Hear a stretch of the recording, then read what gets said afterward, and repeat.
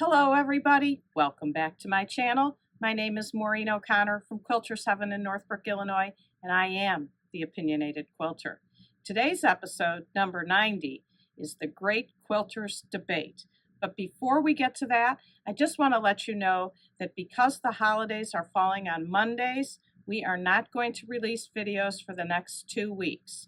Our next video will be the first Monday in January after New Year's Day. Okay, let's get to today's episode. The Great Quilters Debate. We've talked about the debate between wash your fabric or not wash your fabric. We've talked about press your seams open or press your seams to one side. Today, we are going to talk about cut first and sew second, or sew first and cut second. I am the latter. I sew first and cut second. And I use it a lot in this kind of a quilt, a log cabin.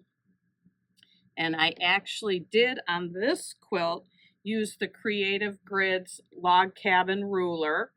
There are other brands, other sizes, other widths of logs that are available. I sometimes do use the log cabin ruler like I did here. Other times I just use a regular ruler and know how wide my block should be. Let's talk about the traditional method where you cut your logs first and then sew. I consider Judy Martin to be the queen of the log cabins, and she has this great book, Log Cabin Quilt Book, that has so many great quilts in it. And she is one that does the method of cutting your logs first and then sewing them together. And you can even see in the beginning of the book here, she talks about purchasing drawer dividers to put your logs in, and here's a picture of a drawer divider with all her log cabin pieces in it. So in this method, you cut all your pieces to the sizes that your instructions tell you. You start at your center, and some you sew on in this direction, other people have you sew on in the opposite direction, but you sew your first piece to your second, third, fourth, and so on around until your whole block is made. And I started with a few pieces cut and sewed, let me push this out of the way, sewed the first piece to the second piece, added the third, added the fourth, and everything was working fine. And then I took the fifth piece and laid it on here. And let me get it lined up at the top so you can see. You can see this little white edge peeking out from underneath the green. And that's why I don't like this method. You either have to decide that the green is cut right and make it either trim off the white or work in the excess white fabric on the bottom. It to me is a step that I don't want to do. I want all my pieces to meet perfectly. So how do we do that? Give me 1 second. We're going to pull in the next set of samples. Here are some log cabin blocks that I'm currently working on. Like I said, I don't cut my length of my logs first. I cut them after. So I take where I am on the log cabin block, and these would be evened out, which I'm going to show you in a moment. But I sew them all onto the strip, leaving a space. And that's what's here. These are all blocks that I have then taken to the sewing machine, sewn, sewn, sewn, and I sew all as many as I have. Then I go to the ironing board and I press them.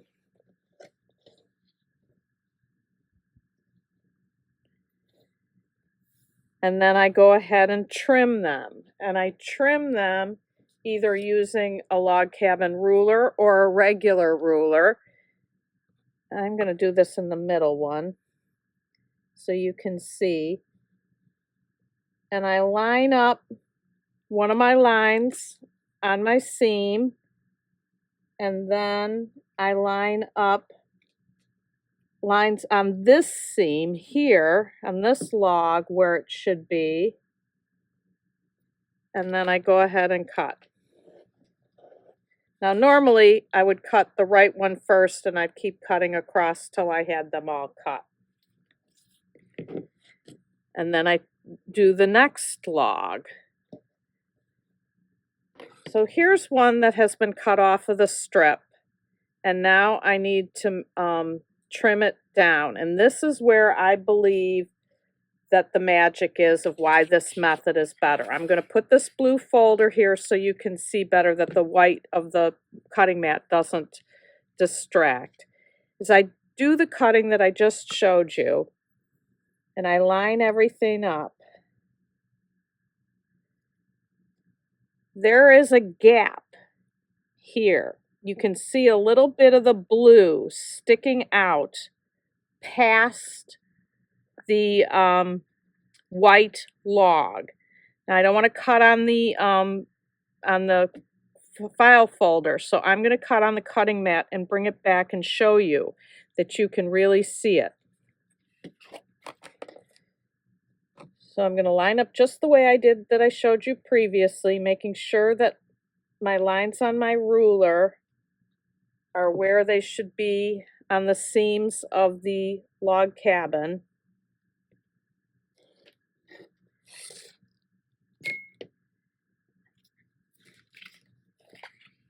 And now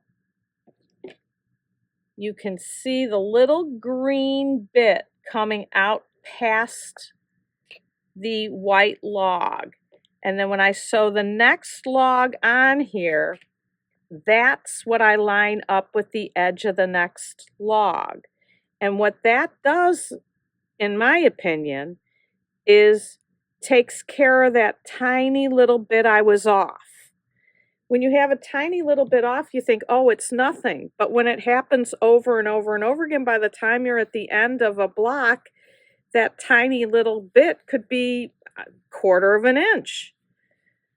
So then when I take this to the sewing machine, I line the green here up on the edge of the white.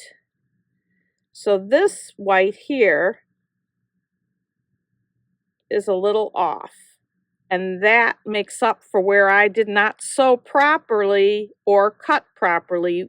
You have one error or the other, and make this width the correct width. Then you do your 1/4 inch edge from the new log, and I always keep my new log on the bottom and my pieced bit on the top. And what happens then after you do this, every single log you add, you have checked your measurements to make sure that you're spot on every single time.